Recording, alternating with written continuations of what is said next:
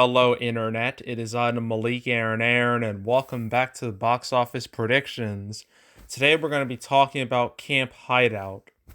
So, as usual, we're going to be going over the pros and cons. So, let's get to it. Pros. Um. Uh. Ooh. Pros. This is tough. Uh. Christopher Lloyd's in this. Doc Brown from Back to the Future, he's in this. I mean, dude's an icon. He's been in a lot of stuff. Most of this being like supporting roles, but yeah, but he's here, so yeah. Yeah.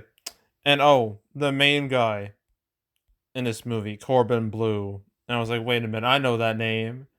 Is that the guy from High School Musical? And it is. It is the guy from High School Musical. It is Chad from High School Musical. He was Troy's best friend in those movies.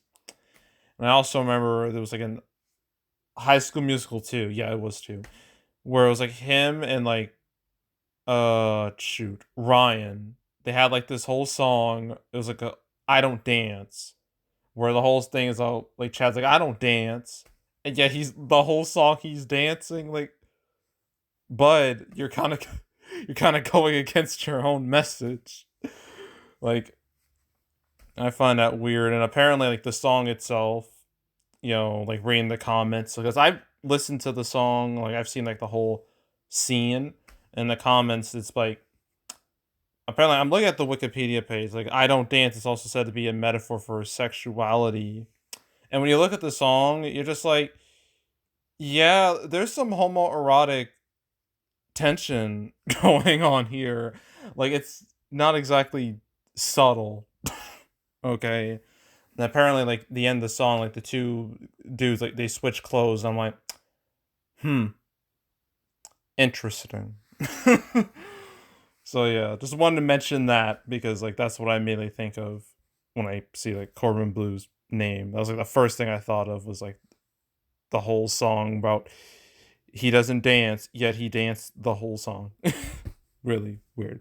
But yeah. So he's here, but like I think it's painfully obvious I'm stretching when it comes to pros. So let's go to the cons because that's infinitely easier.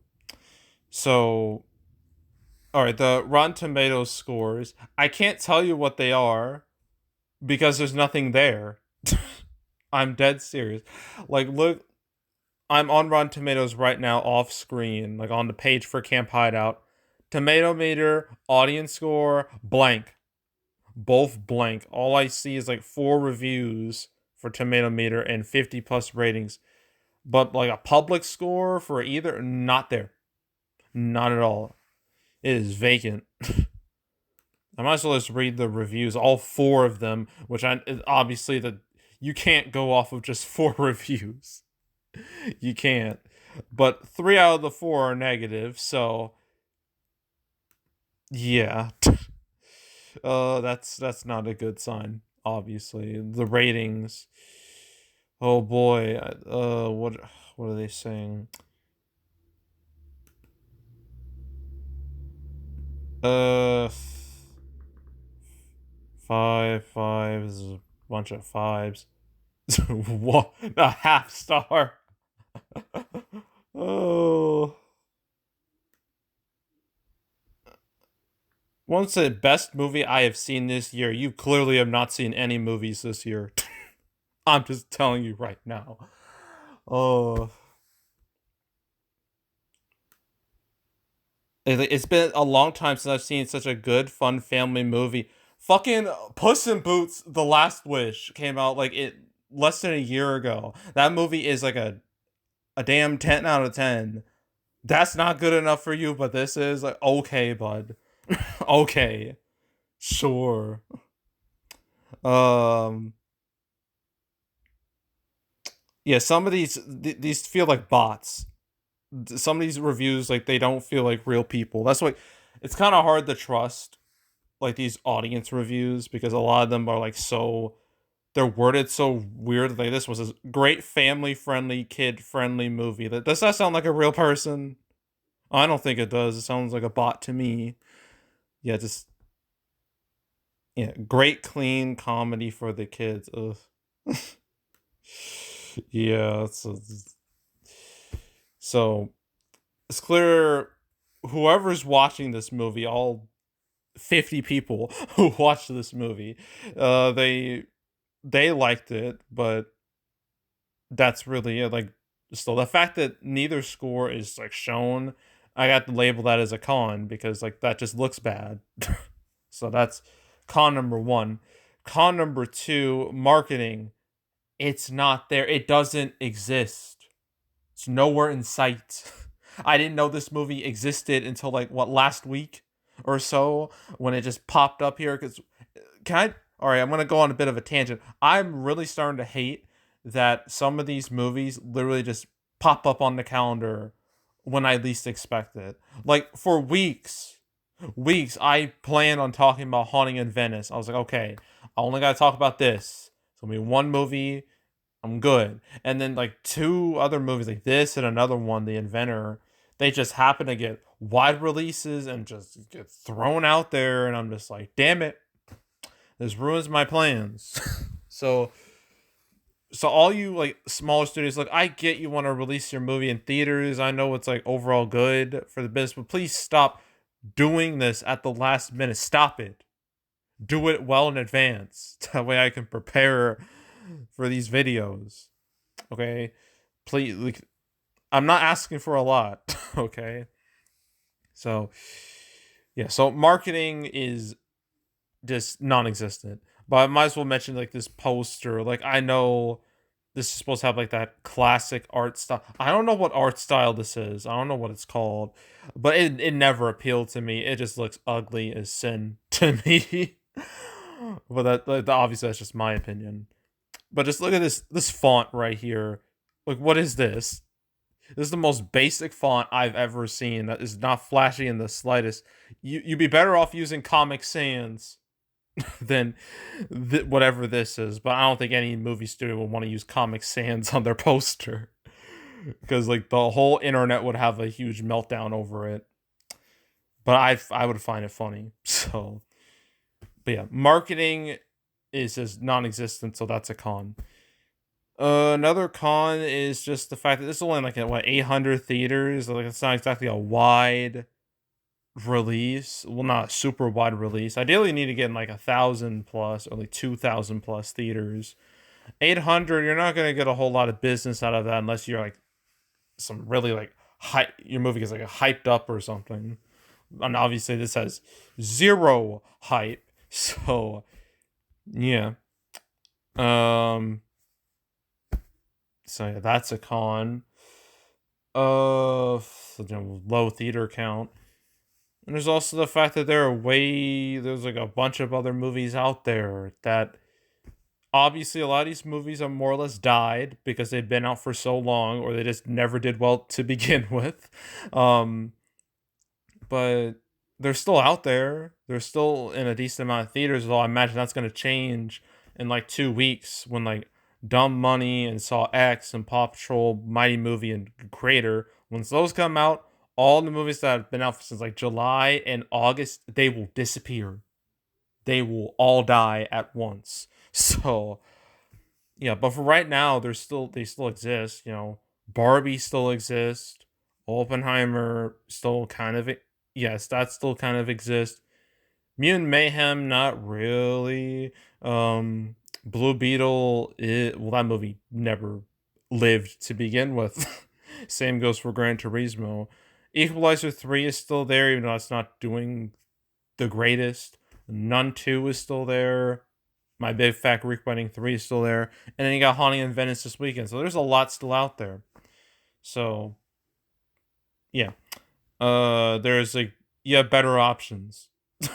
There's like and not to mention like the next 2 weeks. I mean, sure, next week is pretty slow. You got like Expendables happening next week, but then the final week of September, things are gonna start popping off, and like every holdover is going to get annihilated because of those four movies coming out at the same time. So yeah, overall competition negative. It's a con. And apparently, judging by those audience reviews, apparently there's like a faith-based element to this. But the thing is, faith-based movies are notoriously hard to predict because you never know when like that target audience shows up. Because sometimes they do, sometimes they just don't, and you just never know. You have no idea. So yeah, unpredictable target audience. I'm labeling that as a con. And I think that's it. So opening weekend, I will be stunned if this reached $1 million. But I'm gonna have a wide range, say like 500,000 to 1 million, and then it's total 2 to 3 million at best, if it's lucky. Although I, f- I feel like even I'm starting to feel like 500,000 is a stretch, but I'm just gonna go 500,000 to 1 million opening weekend, 2 to 3 million total, and then that's that. So that was Camp Hideout. All right, so we got two more movies, even though I really thought it would only just be one this whole weekend. But here we are. So next is Haunting in Venice, the movie people know exist.